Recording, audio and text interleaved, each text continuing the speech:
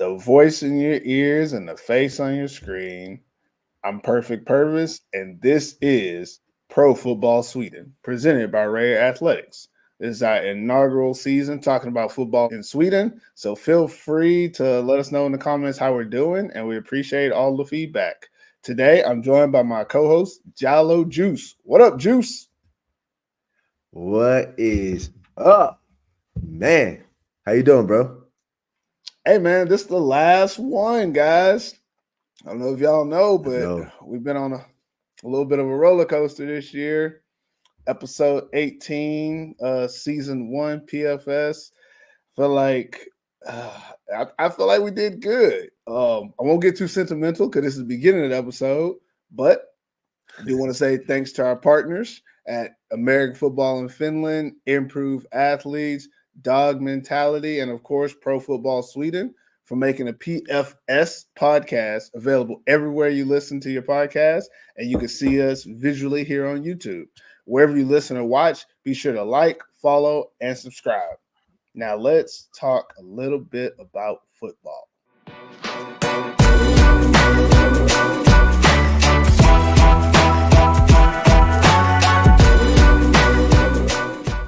All right, first quarter here on the PFS pod. Let's talk energy from the championship game. Brought to you by Dog Mentality, a brand for the ambitious. Do you have that dog in you? If so, Dog Mentality is the gear you need to be rocking. So, what was positive and what was negative about the championship? I guess let's just mix it up however you feel like it. But Juice, what did you see in this game? well, first of all, I'm glad that people traveled to this game. I think that there was a little bit of rain. Nobody wants to see a championship game in rain and things like this, weather conditions. But man, energy. I tell you what, I think that both teams did come to play, but Carlstad came to play. We got to put that double word. We got to put like word next to it. Carlstad came to play this game, and oh boy, young Kennedy, man, I can't wait. Well, that boy had a day. He came to play. Matter of fact, they probably been listening to you. We say this all the time. They probably listening. They not listening. We don't know, but I think this time they had him listening. Let Kennedy eat. That boy ate. I'm sorry, I'm jumping in because you talked about exactly what I was thinking when I watched the game. Like, I'm watching the game. We at the cabin, in the weekend, summertime in Finland, doing our cabin thing, and watching the game. See young Kenny come out there, shoot out there, boom, boom, boom. He getting all his yards, and I'm just thinking in the back of my mind, these Crusaders, y'all don't miss. Y'all don't miss. Every time we say something, or me personally, if I say something, because I remember saying, I wish they would give him the ball more because they need to give him the ball. Mm-hmm. And similar to like at the beginning of the season, when I said the quarterback didn't play well, they went out and started throwing all these passes. Now they decided, you know what? Purvis don't think we run the ball enough. Let's show them we can if we want to. And they did. And I mean, shoot, I'm happy it worked out. And seeing young Kennedy do his thing, I'm so glad it was at the precipice of the season. Like it was awesome. And again, I'm sorry to jump in on your moment, but you're like talking exactly how I was feeling. So I had to say something. But continue, Juice. My bad. And this is one moment I gotta say, Christian Nothing. He came to play too. He came to play. Krippe. And don't bring that energy back to Finland if you said Christian. But I just seen him on special teams going downfield on special teams, trying to get it on plays. I mean, just in general, I'm gonna just keep it simple because I don't want to go on my little rant of speaking about too many things. But Carlstad Crusaders, they came to play, and I want to say congratulations to both teams for making it to the finals. But congratulations to the champions. Both they got a double championship with the women football team and the men's football team in the finals this year. That's all I'm gonna say for now because I want to get more into the show. Okay. Well, I mean, for me, positives and negative. Positive, like you said, it looked like a lot of people showed up to Tirso. Negative, not a great place to really have a championship game. Like from the whole like scenery and stands and stuff. Like the stadium is okay, but it's like half a stadium. And then like the background is, like is that like a highway or something over there? And then like there's like all this like construction building looking like I'm not a fan of that for the championship game. I feel like you put it in a place where you can have like, that championship atmosphere. It kind of felt just like a playoff game, in my opinion. But again, I wasn't there, so maybe it did feel more, maybe it did feel bigger when you were in the moment. But for me, I would like to see a little bit more grandiose show for the championship. But that's my negative, just energy. That's the only negative vibes I really had about it was that I didn't feel like it was a big enough spectacle for the championship game that you're ending the season on. But positive wise, hell of a game. Just hell of a game from both teams too. And I know there's all the like Stockholm memes online and stuff talking about how bad the game was and how they just ran through them. But I mean, unless I'm not remembering the game right, the Crusaders jumped out and the Stockholm Meme Machine fought their way back in going into halftime. And you're like, okay, they're within reach. And then they just didn't finish the game. They weren't able to. The better team, eventually outplayed them in the second half. But in my opinion, it was a really good game. And I really hold it to a standard of my wife watched this game with me, or at least the first half of it, before she said she had other stuff to do in her life. And we watched this game after watching the game in Finland. And the thing that she said was, this game is way more exciting than the game we saw in Finland. And for me, that's what how game did you watch in Finland? It actually was the Roosters and Crocodiles game, which was a little bit more slow because the teams were very even. So it didn't like happen as fast. But this game, there was a lot of plays. If I'm not mistaken, this wasn't the game that started off with an onside kick, did it? No. What? Maybe it was. Our game started off with an onside kick. Our game, the Royals. Hey, when we played against San Copio. Yeah, but in another game, somebody scored and then had onside. I saw a lot of onside kicks this weekend. Sorry. So this might have been what I thought it was. But I remember in this game, she said that like a lot of things were happening. Oh, the Crusaders started with no huddle. That's what was happening. Crusaders started and they were moving the ball. Like they weren't going to a huddle. They were going no huddle. They started going and the ball got down the field really fast. And she likes that type of style of play because there's not all that talking. You don't have to watch a lot of people just standing on the field. It's moving. And she said that she really liked that game. And I think for someone like for other people too, I assume more people are watching the championship game. That's what you want to show them that, hey, this can be a fast-paced thing and be fun to watch, And she knows a little bit about football. She watched a lot of them when we were in Texas, JJ Watt type of stuff for Houston Texans back when we were there. So she doesn't watch a lot of football in Finland because when we first moved here years ago, she saw that it wasn't as good as in the States. And she was just like, I'm not going to just watch these games. So she stopped watching. But for this championship game in Sweden, she was interested for at least the first half, which to me, that's a win.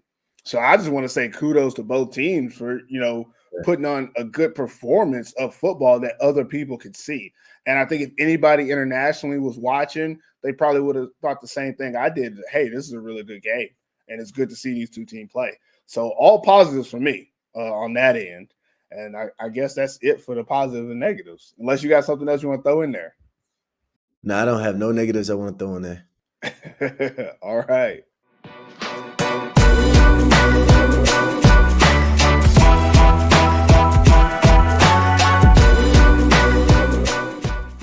All right, second quarter. Top Performers is brought to you by Rare Athletics, apparel and accessories made for players by players. More than just accessories, Rare provides custom jerseys for teams all over Europe. So head over to their web shop at rare.se and upgrade your drip today.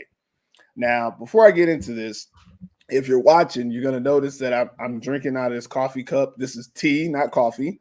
And, excuse me, I need it this morning because the summer is kicking the hell out of me for some reason. I don't know why, but it's hard to wake up in the summertime when I'm technically on vacation and I ain't got no reason to get up. Me and my daughter be hanging out during the day and then going outside and playing. I'm loving this summer. It's almost over. My holiday's almost over. I think I got like a week and a half left. But yeah, so you're gonna see me drinking this coffee this morning. But getting to the player performances, Juice, who really stood out for you in this game? And of course, I know who you're gonna say first, but you can go for it. You already know, young Kennedy. We already gonna be giving him lots of kudos for this past game. Like, bro, you did your thing. I'm glad you finally, not finally, excuse my words. Let me eat that. No homo. That was kind of a little homo right there. But anyways, young I Kenny, bro, thought we you were balled doing out, and I pause. was I thought glad we were to. doing You know, pause. what I'm saying? Pause. Excuse me, man. Not eating that word. Not gonna eat that word. But yeah, Kenny balled out. But I want to go to the defense side of the ball, you know, because this guy got his hands on the ball 4 times on defense for Carlstad. I think Strupp, number 13. I can't say his last name. But he literally had 4 picks in the game, but only two of them counted because I think 2 of the plays, it was like a, what do you call it when an offense try to get you to jump off sides? It was a free play. But he was there. You know, he represented in that game. Yeah, so it got negated. One of them, he ran back for a touchdown, but we all knew it wasn't going to be a touchdown. So, man, he was a key player in that game. Turnovers is always a big deal. Matthias, Erickson, the linebackers was flying around to the ball. I mean, cost that defense was playing fast. You know, Roy was getting to the ball. You know, when you see that red armband coming to the ball, you know you gotta, oh, okay, let me brace this hit coming, you know. Uh and Slade Jarman, you know what I mean? Like he controlled the game really well. I mean, he's grown on me as the season was going on, you know. He don't seem like a guy who's talking too much, but of course we know quarterbacks going to talk. Let's go over to Stockholm, you know. Anton, he got busy. Oh, and Miranda, that catch for a touchdown, that was a beautiful catch. That was a tough catch too. It was a tough, beautiful catch. You know, unfortunately they didn't win. So more of these, impact players is coming from Carlstad. But the last thing that I mentioned, I did like the little matchup that I seen Krippe with can't think of his name, Omar's American twin, you know. Omar number 2 or number Yeah. 3 as the numbers is. It Oh was a my good goodness, matchup man. though. Yeah. I don't remember their Is names. it I can't Kamar? think of Is it them. Kamar? Kamar. I think Yeah, it's Kamar. yeah, I think it's Kamar. Kamar. I'm almost Yeah. positive it's Kamar. Yes. Kamar. It's Yeah. similar to Omar, but not. Yeah, Yeah, Kamar. that's That makes that's sense. definitely hey, look, and Omar got something going on. I like that matchup. You know, I think at one point it seemed like Krippe was getting the best of him, but then again, I think it came out to be zone coverage when it looked like it started off in man. But I'm not the coordinator. But that for me, those were the top players that I enjoyed seeing in the championship game.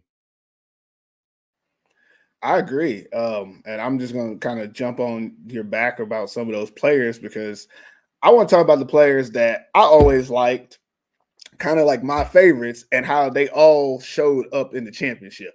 And I appreciate you guys making me right. First off, Krippe, Christian Nautanen, since day one, I've been, I'm not gonna say anything homosexual, but since day one, he's been my guy. And not that there's anything wrong with homosexuals. Again, not trying to get into all that, but there was time in the season he was dropping a couple passes, so I had to get real quiet on the pod and couldn't say what I wanted to say. If you listen to the AFF podcast last year, every week I brought up his name so people would understand how good he was. On this podcast, I've been a little bit more chill because he's in a group of really good receivers, and the quarterback is pretty good as well. But it was great to see him like on display in the championship game. We've been saying that they have really good receivers, and it showed in this game. All through the season, we've seen each of their receivers kind of have their moments throughout the season. And then in this last game, this was Krippe's moment to have his game. And we saw that. Really glad that he was able to show out because it makes me right because that's one of my favorite receivers. I would call him one of the top European receivers in Europe. And I stand on that. I stand on business. Somebody got something else to say, you come see me. It's whatever.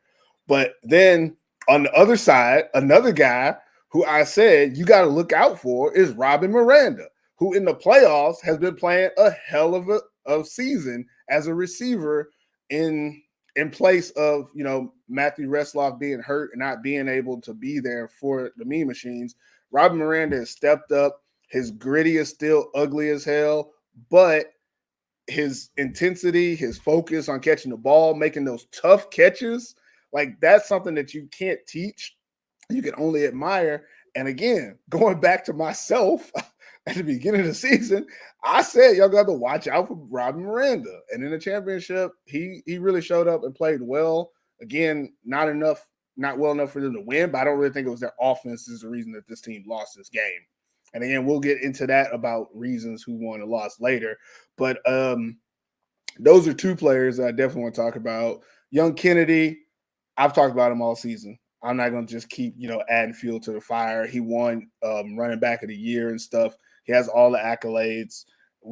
He had his 15 minutes online, so I'll let it ride. But I do want to end my top performers with talking about the Carlstad Crusaders offensive line. The key to the reason the Crusaders were unbeatable this season is that offensive line move bodies. They move bodies and protect their quarterback. Yes, sir. You never in this game did you feel like, oh, Slade Jarman, oh, you're going to have some. No. They got his back. That man sit back there, throw the ball to who he wants to. Never in this game do you say, well, they're not going to have any holes up. Young Kennedy run through truck wide holes all game. And that's not an indictment on the Mean Machines. They have a good defense, but this offensive line is top notch. Now, I'm not going to be able to name them one by one. I can't do that. It's just not in me. I didn't watch them that much. But what I do notice is Marco Gooden, Nicholas. Oh yeah, he told me about the kebabs too, so I'm gonna have to come out there to Carlstad to see about them kebabs. Because Marco hit me up, said that's where it's at. But what I do know is that never have I had to see, and in this game included, never have I had to see young Kennedy get the ball and avoid somebody. He always gets to the line, 2 yards past line of scrimmage before he has to do anything. That's a good offensive line. Because that other team is blitzing at times, and they're still able to pick things up so that he doesn't have to change his track. He can run his path and then gain speed. We know, looking on the other side of the ball, that wasn't always the case for Casper Wedberg. That's not always the case for most running backs. You see running backs that'll get the ball, have to make somebody miss, and then get back to their track. That's not the case with the Crusaders. They create holes in the run game, and then they protect their quarterback in the pass game, and that's just undervalued in football in Europe, in my opinion, because I've been watching a lot of this league, and all the defensive lines are pretty stout. They're pretty good. Got good linebackers all throughout the league. MVP of the league is a linebacker, right? And against this team, none of that matters because that O-line, those 5 guys, are going to do everything you need them to do. And in this game, that is the reason that they were so dominant up front. Like, it looked like they were in control of this game the whole time. Despite, Stockholm kind of coming back early in the second quarter or late in the second quarter anyways, it never really looked like this offensive line wasn't going to be able to do what you needed them to do. They just had to wait for the skill players to start making plays. But ultimately, if they wanted to just hand it off to Kennedy and run behind these 5 guys, they could do that all day. That would be a little boring, and I feel like they just didn't want to have the championship game be boring. But again, kudos to that offensive line. Y'all played great. It was really good to see y'all out there, moving bodies. Championship game, we getting excited. We moving forward with everything. But I got to shout out Albin Forsman. He did an amazing job as a receiver, and he's a quarterback. I don't know if he ever wants to go back to playing quarterback. He's looking really good at receiver. He probably could be an import receiver for 2 years somewhere else if he want to. But Carlstad receivers, though, when it came to the blocking schemes, looking at myself right now on my team, we can't throw bubble screens because we don't have receivers blocking as good as Carlstad receivers. They block.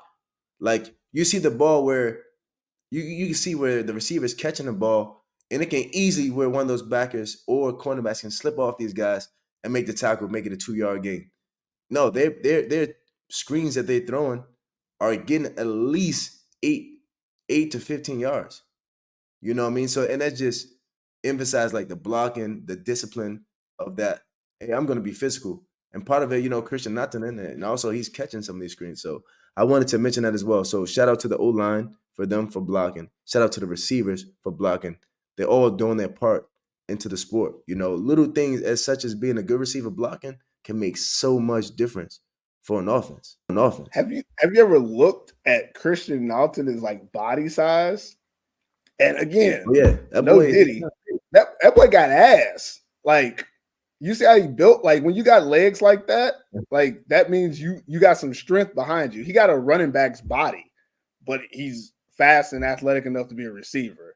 And again, no Diddy with the whole ass Yeah. thing. But if you're looking at players, if you look at someone's legs to have a gluteus maximus and hamstrings to be that large, that usually means you got a little bit of strength to you.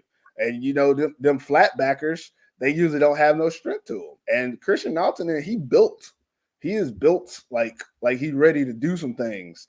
And that allows him to have that type of strength. It also helps him when he's running with the ball. He breaks tackles easily because he's a little bit stronger body.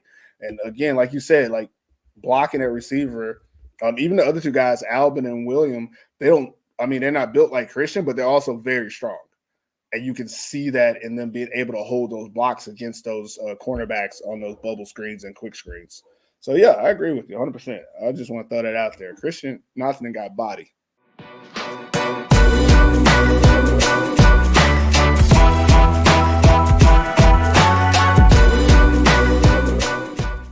Okay, Super Serien Championship for 2024. I don't know which, championship it was. I don't know. It was 34, 45. I didn't see nothing about that. Everybody just calls it the final or the championship.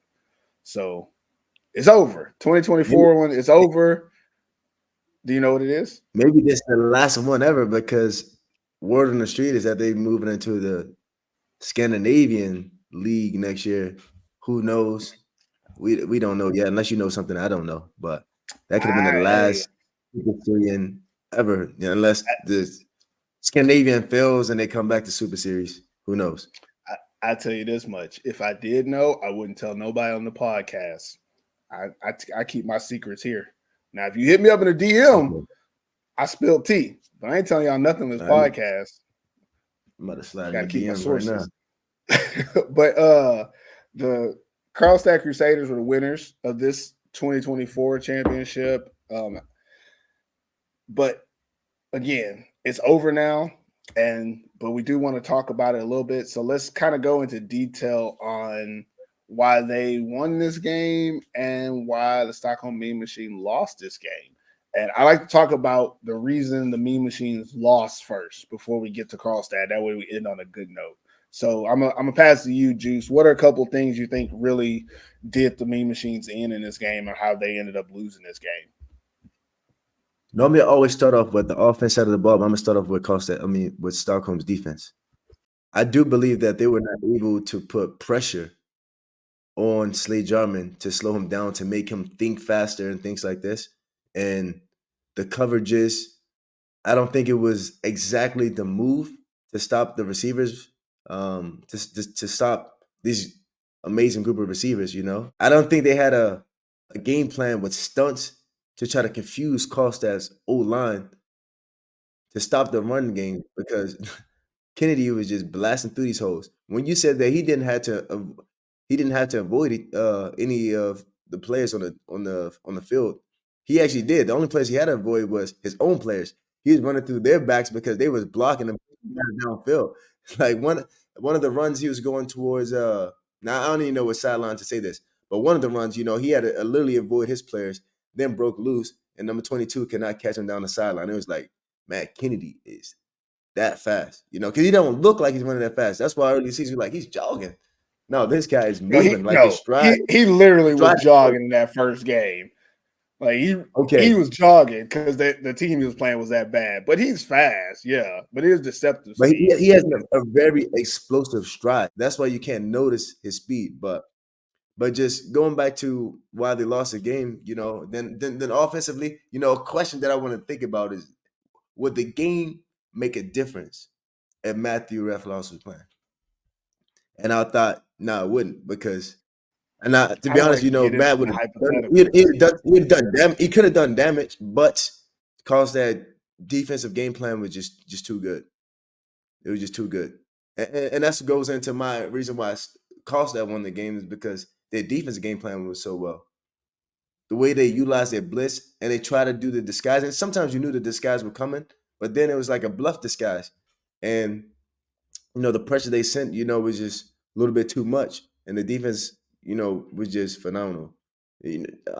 Several picks. Number 5 finally got a pick on the year, PBUs and everything like this. Then I would say that Green, he didn't have his best game as well as a quarterback. We talked about his poisonous. He still seen poison on the field, but he didn't have his best game. He was not able to spread the ball to all his receivers, and at the end of the day, I think Crusaders wanted it way more than Stockholm, in my opinion. And you saw it on the field. Your actions on the field speak louder than what your heart and your mind is trying to tell you on game day. It makes sense. For me, I think Stockholm. I don't think they.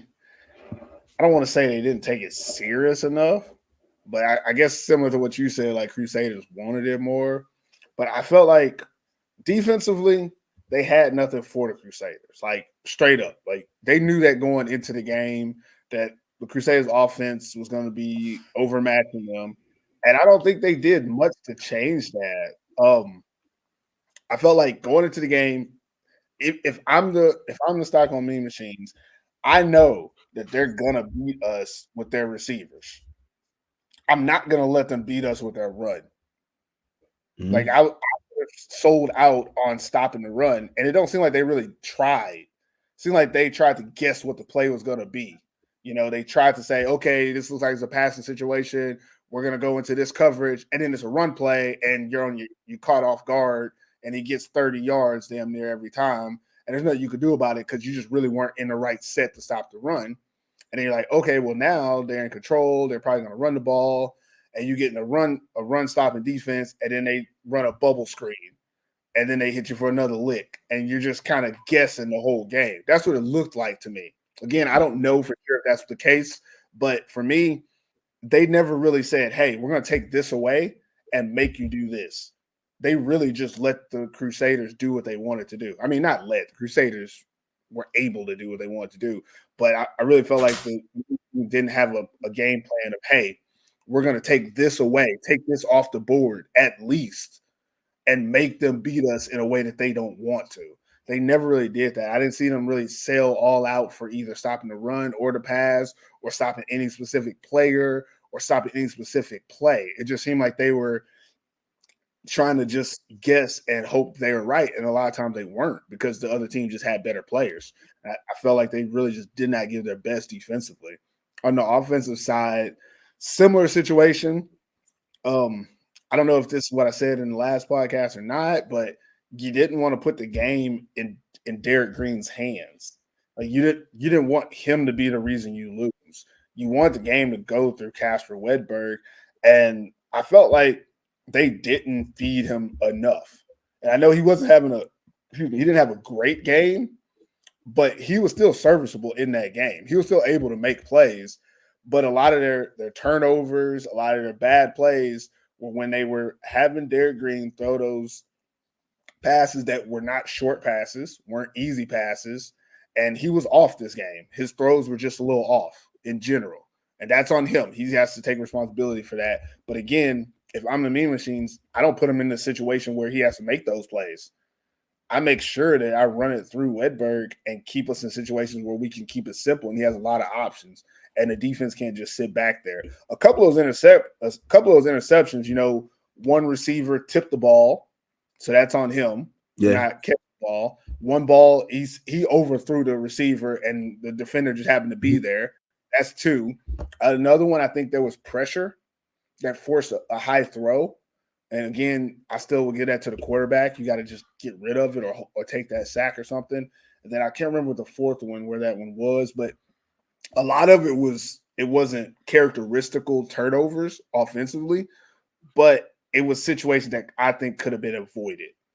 A lot of them were situations that I think you don't necessarily have to do that play, but you put your quarterback in that situation where he has to make a play. And at this point in the season, he's not that gelled with the receivers, in my opinion, to make those plays. So I would have just stuck with, Wedberg keeping it under control and finding ways to give him the ball in the pass game. And I just feel like they didn't do enough of that. And that's why they ended up not getting this W.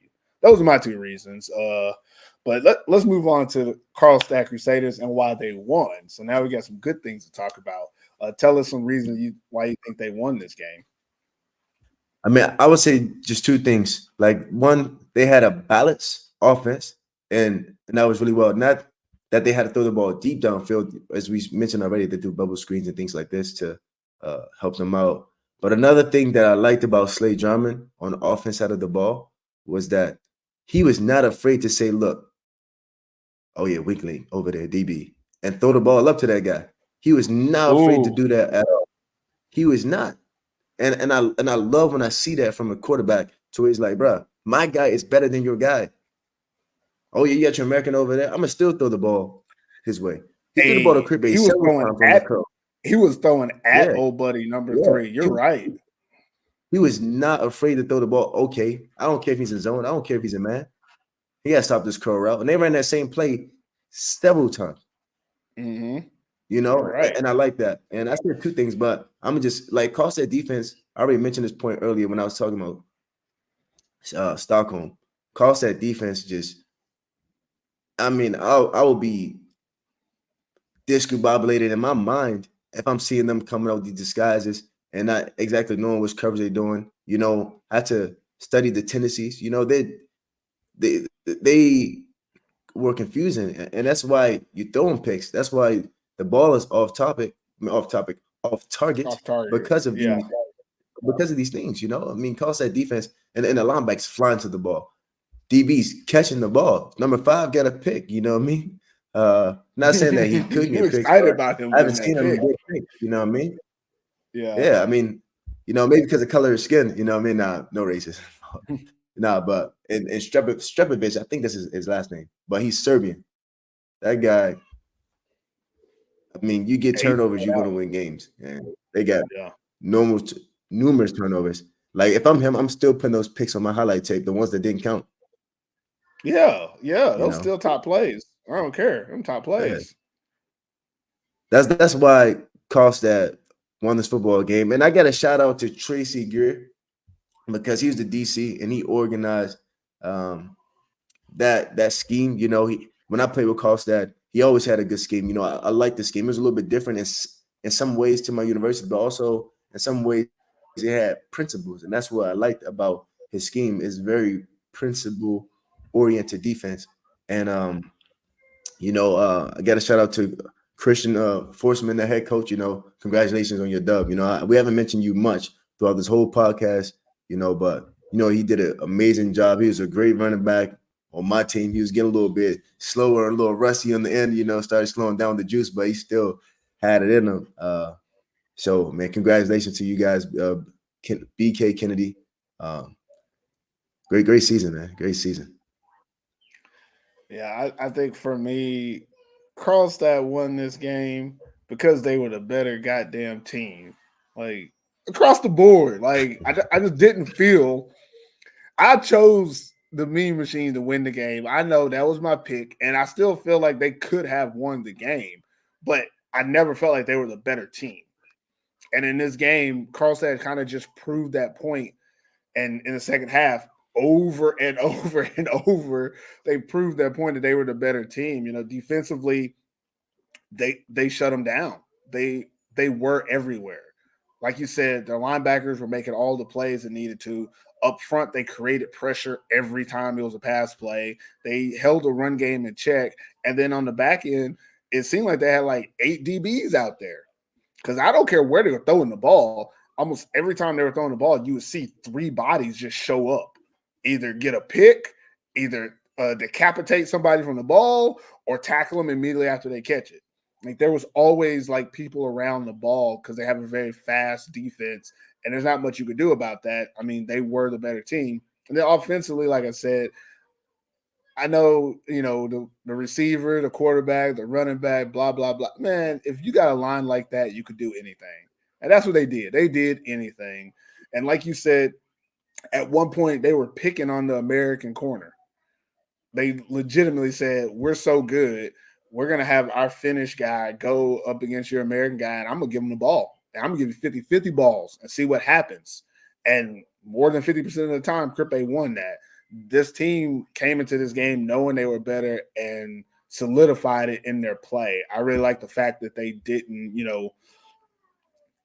do a lot of things that they don't normally do. They played within their scheme, their game, and really just put it on the opponents to, come and beat them, come to their level and beat them. And they weren't able to do that. So, again, kudos to Carlstad Crusaders. You won this game because you were the better team and you proved it on the field, which is the best place to do that. That's all I can really say about this. It was a good game. Good. I'm glad it's over though. Drip, grind, and stand out. That's the Improved Athletes way.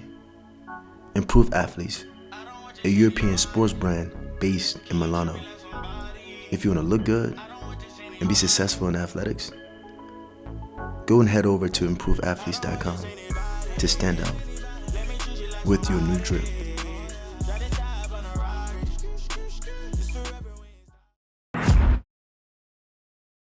All right. It is the fourth quarter, brought to you by Improve Athletes, where you can grind, drip, and stand out.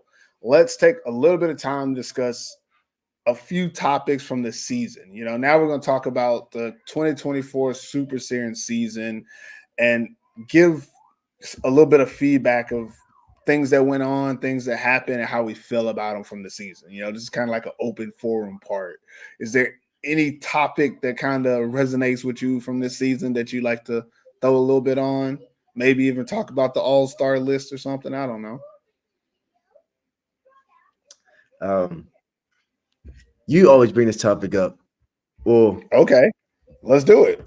the sense of the teams that were at the bottom throughout the year. The Mm-hmm. Division 1 teams. Should they Can be we in the can I league call or them not? can I call them bums now? Can I just call them bums like they are? Because that's what I think of them as. You call them whatever you are. If that motivate them for next year, let's do it. But I think personally, I think I mentioned this last week. If they create the Scandinavian League, and they bring in a team from Copenhagen, another team from Norway. We thinking Aidsvoll, 18, 14, or whatever they were. Yeah, Yeah. 18-14s. Uh, and maybe another team like some team from Göteborg. I'm not sure who won that, or Karlskoga or something like that. One of the team, Lynch, Young Shepping could be. You don't know all these areas, you don't know all these areas, but I do because I lived in Sweden for several years. I didn't know them areas of them three bum teams either, and yet here they are. I think that is good that they're in the Super Series if they can bring these other teams in, so they can have a sense of like, okay, we have a chance to win some games, and it shouldn't feel like that. But from like a management standpoint, it's like, okay, I see this, and this is my reality. They're probably going to lose these games, but they're going to have a fighting chance for these games.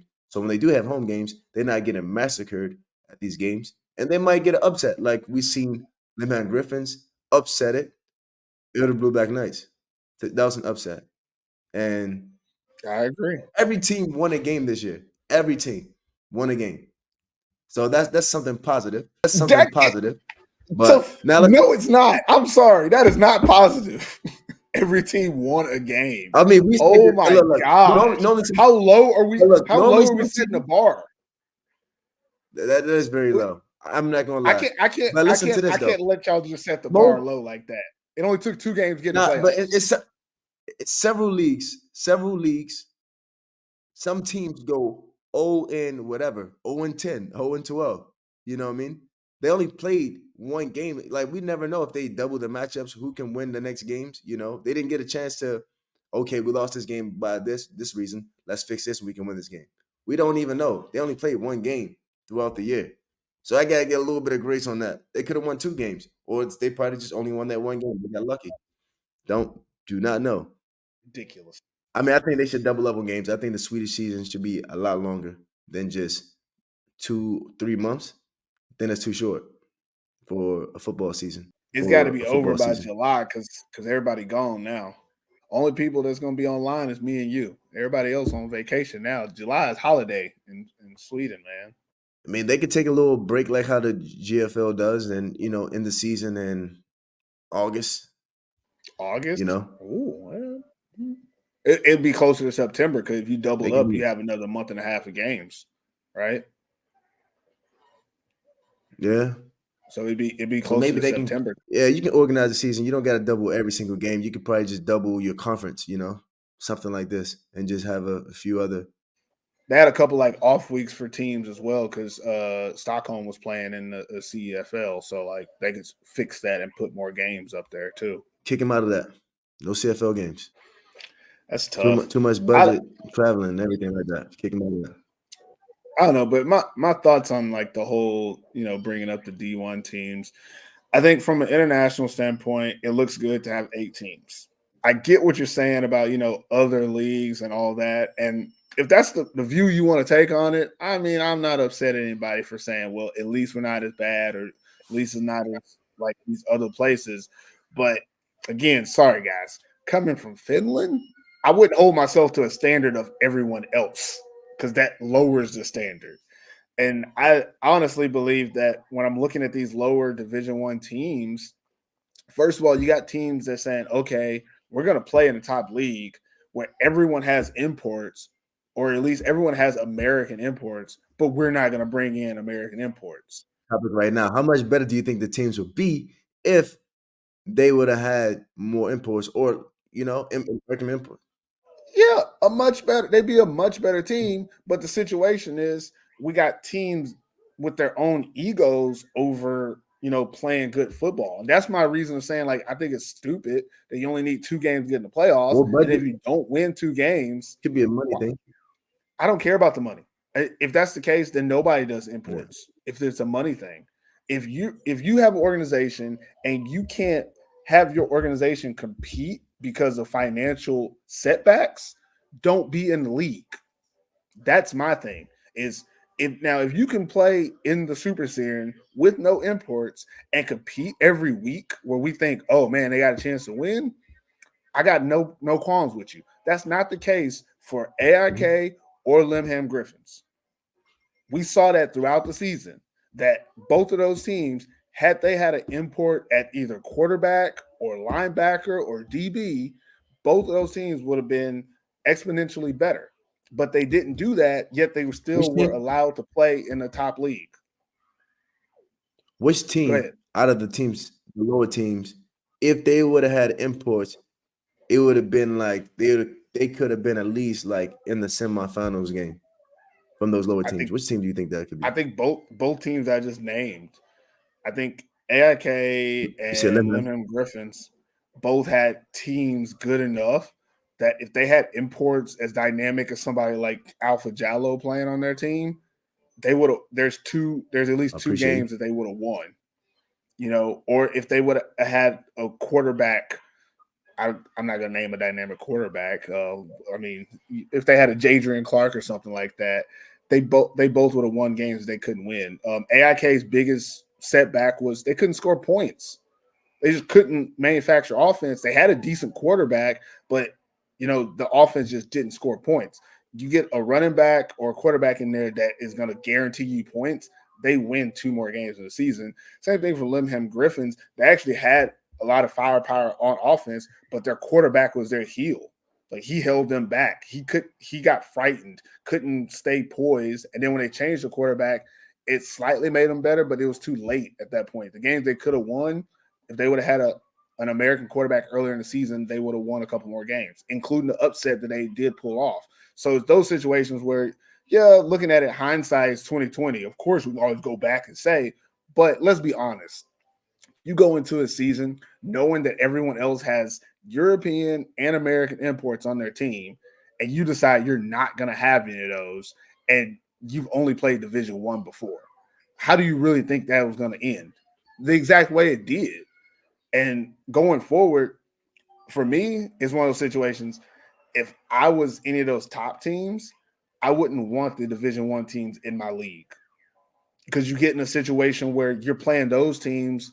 You play a team like AIK, and then the next week you got to play Tyresö or the Mean Machines or Carlstad. Like, that's crazy. No one wants to do that. And again, I know all the other leagues around Europe, oh, you always have bottom team, blah, blah. That's fine. But again, I would never compare myself to lower leagues to build myself up. I would compare myself to top leagues and say, can I compete with those leagues? If you're looking at the Swedish league, does it compare to GFL? Does it compare to the Finnish league? The rules aren't the same. You don't have nearly as many imports. So I would say no. I would say it doesn't compare to those leagues because you're not playing the same level of competition. And the fact that you're playing lower level competition and then you have bottom feeder teams. When there was only 4 teams, I was telling everyone in Europe, yes, Sweden only has 4 teams, but those 4 teams can compete in any division in Europe. And they're going to be in the middle to top range. But now you have 7, no, was it 8 teams? You have 8 teams. I can't say all 8 of those teams can compete. I'm still talking about the same 4 from last year. Like, I'm still talking about the same teams that can compete. So what was the point of putting in the Division One teams? Just to make the league bigger, just to give people something to look at. That's all I saw from it. I mean, it was interesting, but I still feel the same way I did at the beginning of the season that those teams really shouldn't have been in the league. I I think Oslo did exactly what we expected from them. Coming from Norway, they needed to play more teams in Sweden to get accustomed to how to play those teams. And by the end of the season, they were able to beat a couple Swedish teams, the bad ones, of course, but also beating Örebro and upsetting them in the playoffs, and then playing a good semifinals game. They played Yeah, well in that semifinals game played a big against Carlstad. Yeah, they showed that they can hang in this league. So that I saw as a positive. But again, that's not one of those bottom Division One teams. Those 3 bottom Division One teams did nothing in this season to change my mind of what I thought they were before the season. So for me, We'll see this next year was what goes on. We'll see what next I, year what goes I on. think this was an interesting aspect, but I'll make it even continue it a little bit. I think this is just a good topic to talk about. What teams would you like to see added into the league? In my hypothetical, I would love to see. you drop those 3 teams, and then you bring over 3 teams from different countries. What 3 teams do you think should come over? Copenhagen Towers, Eidsvoll, Copenhagen Towers, that's Iceball. from Denmark. Um, Eidsvoll 1814s, that's from Norway. yeah, I mean, since you're making Scandinavia, I would love to see a Finnish team can come over there since that'd be Nordic, but Vasa Royals, I think that's a good 3 because you have, I think Copenhagen Towers are better than what people think they are, but also they don't play against good enough competition. They're very similar to Oslo to me. Is that if Copenhagen Towers come and played in the Swedish league, they'd get better. They wouldn't be one of the better teams, but they'd get better so they could compete. Eidsvoll, I'm not sold on them. I think if they came over, they get mopped. But I do think they would adapt to some of the rules. I mean, I think since they won 2 championships back to back, they might get a little bit more of a budget. Yeah, they'd have to change their roster. Like I think that right Yeah, now their Norway roster wouldn't compete. But if they came to Sweden and decided to, get with the times, it'd be similar to that Division One thing that I said earlier. Is that yeah, it's cool that you're in the league, but don't come in the league and say you're going to do what you did in Norway. That's why I think they get mopped because I hmm think they keep their same roster. If they kept the roster, they get mopped. If they don't, maybe they can compete. I'm pretty sure that Iceball they would get some. They would get a few imports. They know the reality of some things. My boy Richie Queen is over there. He's kind of helping out with some of the off the field stuff. He's been reaching out to me about, hey, who can do this and that. So I know at least they thinking about these things, but are they going to do it? It's another thing. What about the Royals? I wish that they would add another. Yeah, it'd be a good move for us. I think we would definitely compete there.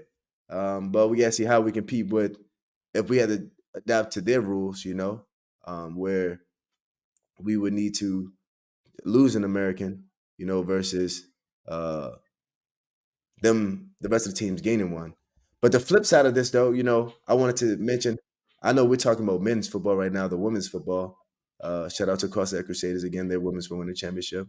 But if Turku Trojans women would join the Swedish league, because I think the Swedish women league is pretty good compared to the Finnish league for women's football. Mm, ah, But Turku Trojans, they're so close to Stockholm and teams over there that they can play in the league. But I can be wrong though, because I think in the national teams, I think maybe I don't know, but that's just a thought that I thought of just now. Because Turku Trojan, they rolling through right now. Actually, Look, Tampa the Saints I are know rolling. Like the Saints are over Turku. undefeated this year. Yeah, Turku's in second place. They've lost twice already. They've lost to the Wolverines and to the Wow. Saints. Again, that's why I was going to say, like, I don't keep up too much with Sweden, but I have looked at the women's in the past in Sweden, and they actually have a team from Denmark in their league. Didn't they play Copenhagen in the championship? Yeah, Copenhagen. It's Yeah. like Copenhagen Raptors. Yeah, Yeah. So see, they have a. I try to actually see if they had a Copenhagen Raptors men's team, but they don't have a men's team. At least from when I try to search it out. I would think outside of the Carlstad Crusaders in Sweden women league, you don't have like very good teams. And not to be cavalier about it. From what I've seen, a lot of their teams are very random talent wise. The Crusaders are one of the better organizations, and they have been for a long time in Sweden. And if a team like a Denmark team come in there and get to championship, kind of lets you know where the talent level is. If Carlstad Crusaders and that Denmark team came to Finland, they wouldn't be guaranteed to be the top like 3 teams in the women's league because the Tampa the Saints and I the disagree Turku about. Trojans and the Helsinki Wolverines, all 3 of those teams, that makes up the women's like national team pretty much every year. And some of those teams are combined teams. There used to be a team called the West Coast Phoenix. They basically have become the Turku Trojans now because they used to get mopped every Yeah, year, but they I had understood that they had all situation. star they had all stars on their team, but they were getting mopped every year. Now they're just the Trojans, and then you have the Helsinki Yeah, but Wolverines now, team who half their players are playing in the states. Like if you look at the women's league in Finland, most of their good players actually go and get paid to play in the states, and then come back and then win national team games. yeah, but now I they're don't back. think Now they're back in Turku. I know we're talking about. We should be talking about Sweden, but we talk about Finnish women's football at the we moment. So should the be. complete But you talk opposite. about But I Finnish did see women's. that. But I did see that Nana is back and she's playing with Turku, so it's going to change. And Nana she's a and very Essie dynamic is player. back in And Turku. Esty is a Yeah. beast. Oh my goodness! I mean, guys, I'm sorry we're talking about women's football, not men's football, but in Hey, another whatever. country. But Esty is a beast, and you I know know. what? We can come back to we come back to Swedish football and topics to wrap it up. I want to if we could do this last thing, I want to talk about the awards that were given for the Swedish league. Just kind of go over them a little bit. I'm gonna read them. I'm looking at the Super Serien Awards page right now, and I'm just gonna read these for you. Defensive Back of the Year, Sebastian Sebastian, Johansson from the Royal cool, Crowns. Yeah, I like that. yeah. Defensive Line of the That was Year. Oh, go ahead. Sebastian Nilsson. Yeah, Sebastian That's Sebastian. Nilsson from Yeah, the yeah. Black Knights. Defensive Lineman of the Hmm. Year. Running Back of the Year, Young Kennedy from the Carlstad Crusaders. Makes sense. Offensive line, Offensive Line of the Year, David Strobel from the Limham Griffins. Whoa, whoa, Kicker whoa, whoa, special. whoa, whoa, whoa, whoa, Okay, whoa. I think offensive Nah, line is tough to I, pick. I, yeah. I don't know who picked these, so I don't know. I don't know, And but then congrats to David Strobel. yeah, congrats. Special Teams Kicker of the Year, Albin Forsman. Linebacker of the Year, Matthias Eriksson from the Crusaders. Of Receiver of the course. Year, Kevin Borsay from the Royal Crowns. How you feel about that one? I was this at first. I didn't know all these things because I had my own game during this time, so I didn't really see the awards besides what I seen on IG. So I'm looking at you going from the bottom. I was like, okay, yeah, that makes sense. I can guess this one. I can guess this one. The old line when I was like, hold up, Kevin Brissett. I mean, I think that's tough. for sure it's tough. I mean, I think it could have been a lot of other people in that position as well, but he had a good season. His hands were sure. He ran great routes. Um, see, one thing that I've noticed, and I've seen this a lot, especially when I've been invited with ELF. When you're on a really trashy team, you should stand out as a player. You got to stand out.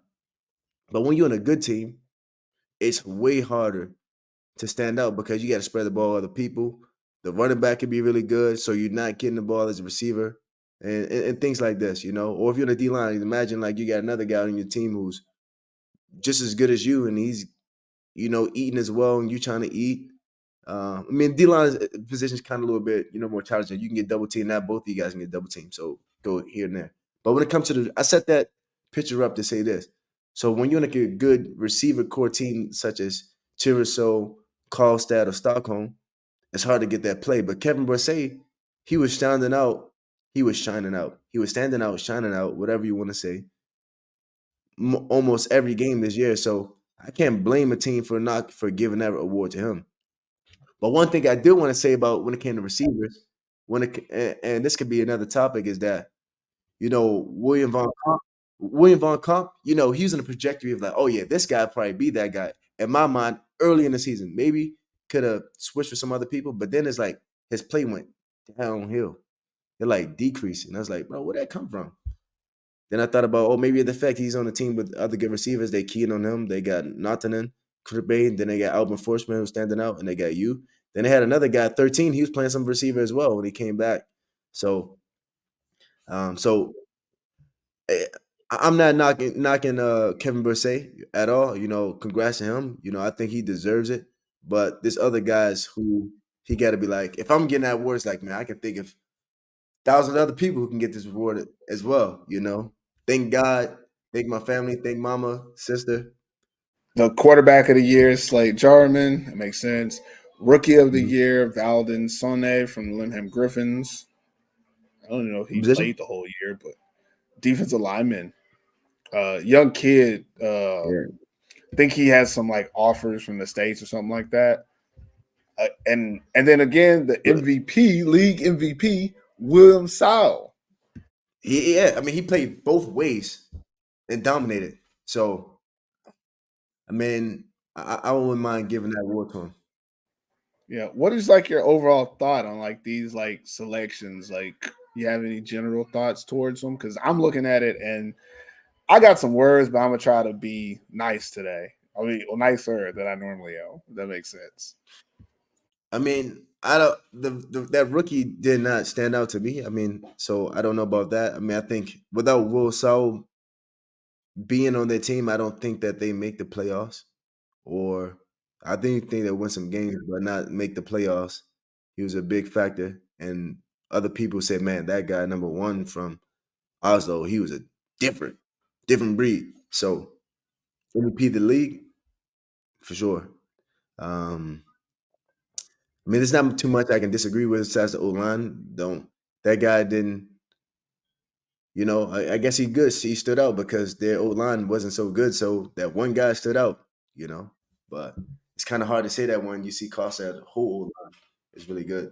It's really good. Yeah, and yeah, it's tough. I think like again, first year going all in on Sweden. I watched every game this year, so I can honestly say I watched every game, and mostly from an analytical standpoint, not really from a fan standpoint. Uh, and a lot of these picks, in my opinion, again, don't know. It's one thing I don't like about some of these like all-star like selections and stuff is they don't validate who chose them. Like we have no idea who chose these people. And no offense, but it could have been, like the communications director at Suite 3, which I don't know how much I trust his viewing of the games if he's actually doing communications and media. So I don't know if they say all the coaches voted or somewhere. Like I haven't seen anything that tells me who picked these people. But for my general looking at the picks, it seems very political.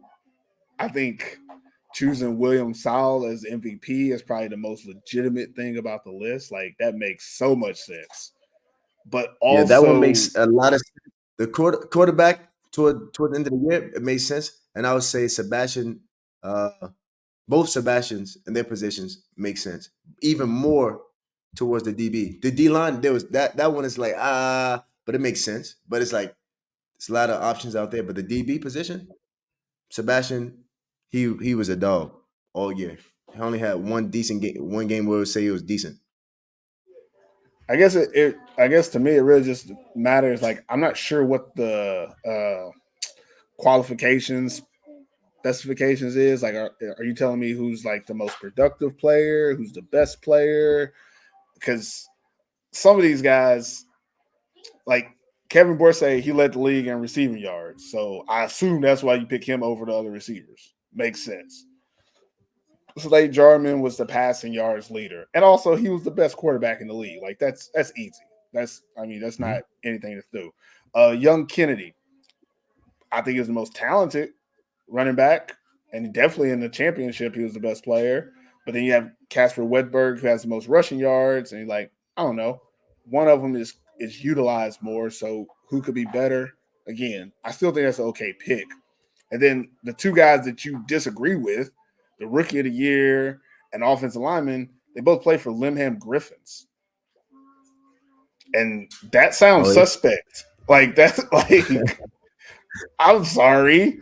The rookie of the year goes to a guy who I don't think he played in about half the games. Because I'm pretty sure he was in the States during the college tour thing. So he couldn't have even played as many games as other rookies. And then the David Strobel, I mean, he's probably a great offensive lineman, but I don't know how you validate that over, you know, linemen from teams that have good like your running yards shows how good your linemen are normally. And Yeah, Stockholm and Carlstad have the best hard to balance. runners. So yeah, it's hard to validate that pick. Yeah. And everything else I think is okay. Sebastian Nielsen, defensive lineman of the year, he led the league in sacks. I get that. I probably would have went somewhere else with mine, but if you go production wise, I could see why you would have him, and he's one of my favorite linemen too. So Mhm. that makes sense. Special teams, nobody really cares, but Alvin kicked a couple field goals, so we're cool with that. Linebacker, you can't go wrong with Matthias Erickson, and he proved that. Even though this year he did play a lot of defensive end, I think that muddies the water sometimes when guys play multiple positions. Him and him and William Stout both did that. They both played linebacker and defensive end at times. And then your defensive back of the year, Sebastian Johansson, that's 100% all you. I think you won him that award by making sure that we all knew who he was. I think Hey, I that guy think is PF he's I knocked think down. PFS I think PFS Mm. played a little bit into that. I think that's what happened. Because I mean, there's a lot of good. Well, I'm not gonna say there's a lot of good DBs, but I feel like it's really hard to define like who's the best defensive back. So, but you can't go wrong with that. Like he's not a bad pick. It's a good pick. Um, but yeah, I feel like the list is okay. Not the list I would choose, but also not a list that I disapprove of. Outside of For those two sure. picks, like what you said, where I feel like the Griffins had to pay somebody. I don't know who, but they had to pay somebody because it just don't make sense. No offense. And crazy thing is, I do think like if that offensive lineman is who I think it is, I saw a couple plays where I was like, man, they got some pretty good linemen. If he's number 53, there was or 55, I think he had a visor on. I seen one guy hustling. Oh, I he's number mentioned this in 52. He's number 52. there's one guy, he wasn't super like big when I say big is in height, but he was I love this hustle on film. I love this hustle in that one game. And they called the penalty on him in one game, and I was like, nah, bro, why you call a penalty on this guy? This guy was hustling to the ball. And now that I think about it, I'm thinking I might get this confused with the other Skona team, uh, the Predators. But I don't know. But somebody down there in Skona on their O line, and I know it was not my boy Johannes that played in the NFL Academy.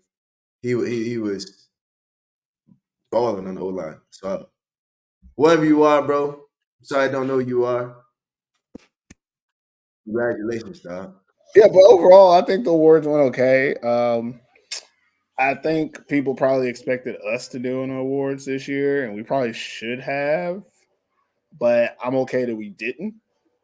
I felt like, oh yeah, now I want to talk about how the podcast season went. I think this was great. I appreciate all the like support we've gotten in Sweden about the podcast. People have been very open to letting us know their comments, interacting with us, engaging with us, sharing the podcast. Really appreciate all the feedback we've gotten this year. It's been fun. it's been really fun. Again, I feel like I'm not as experienced as I like to be in watching Sweden football, and it's a little tougher than I would like it to be. Again, it's Wednesday, and the stats from the game are not up. I don't like that. Like I'm used to a certain level of comfort in Finland where I can watch live stats during the game and know I can say things like in the first half he only had this many yards. So don't tell me that he was just doing this the whole game, like because I saw it on the stat sheet. In these games, I have to literally go off of my memory, which isn't that good because I'm watching 6 games a week. And I mean, again, if the league does better, I can do better. I'm telling you guys, I can do much better if the league does better. But I need to have the resources because if it's just going off of me watching the games again, I can't say a lot of things I want to say because I can't back it up because I can't confirm or deny because you ain't got no damn stats. That's the one thing that I really was. Ugh. And I mean, I guess I could do the stats myself, but I don't have time for that. But Nah. other than that, that's nothing that a lot of people can really change. But the people that are involved in the community, you guys have been great.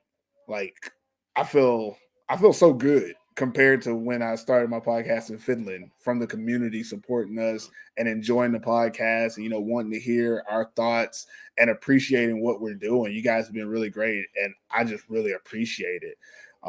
Doing it with Jalo and Antoine this year, this has been refreshing. You guys are young. You keep me young by being young. And if people don't know, I'm damn near 40 years old. So don't be thinking I'm as young as I look. I'm just black and that don't crack. But these young guys that I get to talk to about the sport, y'all keep me on my toes, saying things like pause and no diddy. Because I said no homo and that's not PC anymore. So you have to say pause. I know that. But what about you, Jalo? How have you felt about this year, this podcast, and the experience so far? I think we did a good job this year, despite us being in Finland and we know a little bit more about Finnish teams. Actually, I know a lot more about Swedish teams as well, but I'm not really involved. I know a lot more about the Stockholm area because that's where I'm at when I'm going to Sweden. And Carlstad is my first love, and I know that the Carlstad got the best kebabs. They need to get those kebabs as a sponsorship for the Carlstad players so they can promote what I'm Is it a saying. certain place that makes these No, kebabs? Like, it don't is there matter a where it name? don't. No, no, no, no. I'm trying to tell you, it's the sauce. This the main thing. I think I said Ah, this last week so too. where's the sauce from? It's the Where's sauce. the sauce from? They make their own sauce. That's the thing. And in Young Who Shepard is makes it? another city. Like, the people at the place, they got the bucket where What place? so I City need Grilling is the details. place I used to go to. City Grilling, Carlstad City Grilling, and Okay. Carlstad Grilling. They have it there. You'll leave like the spots at night, get yourself a kebab. But so I'm trying to say, look, they make their own sauce. When you see the sauce, like in Stockholm, they gonna have something called yogurt and something else. Mm-hmm. They don't have Yeah. that, and they don't have that in Carlstad. It's either you got the spicy version of it or you get the non-spicy version of it. And then, like you Mm. look at it, it looks good. And that's the main thing. If Stockholm would just do that, they'll be on the same level as everywhere else in Sweden, except for Young Shepard, because Young Shepard, they go a little bit more of a step and they're known for their sauce. They're known for the sauce. It looks completely different than stock the cost that tastes good. The sauce tastes good, but cost that comes in good with it. Fries, tastes better. The meat, everything Gucci. But if they can sponsor the league now, since I'm promoting giving all this free publicity to the American football community about these kebabs, they need to do that. But anyways, though, the podcast though, it was a fun time, doing this every week. As Purvis said, I'm playing in my own football games, while I'm doing this.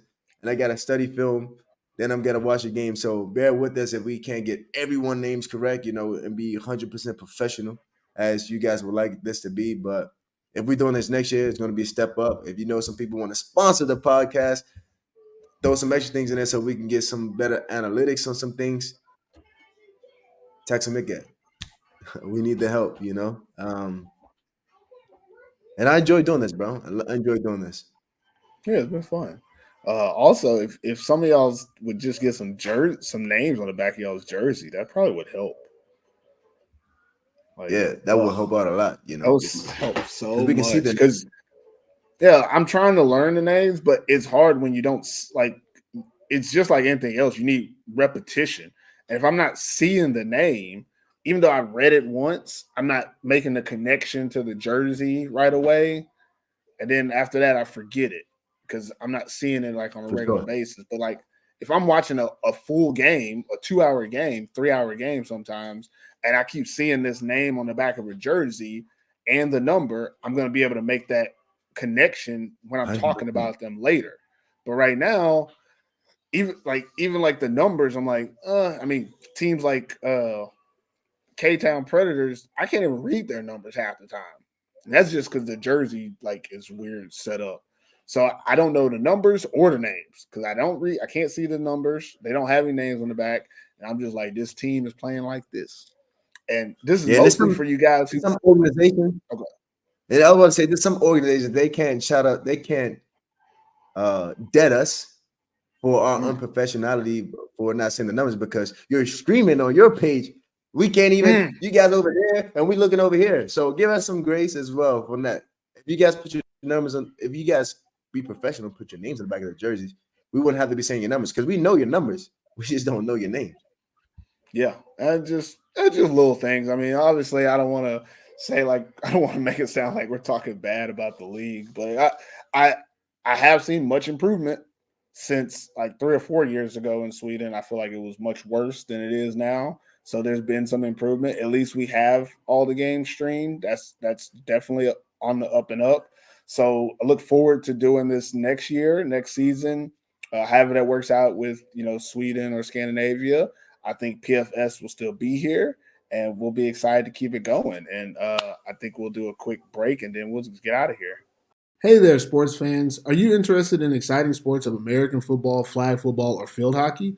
Well, look no further because Sweet 3, the Swedish association for these sports, has got you covered.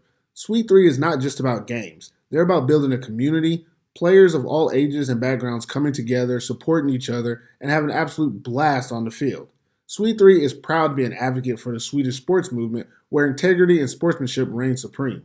So, whether you're a seasoned pro or just starting out, come join Sweet 3 and experience the magic of sports like never before. Visit the Sweet 3 website and get in on the action today. Sweet 3, where passion meets purpose. All right, that's it for this episode of Pro Football in Sweden.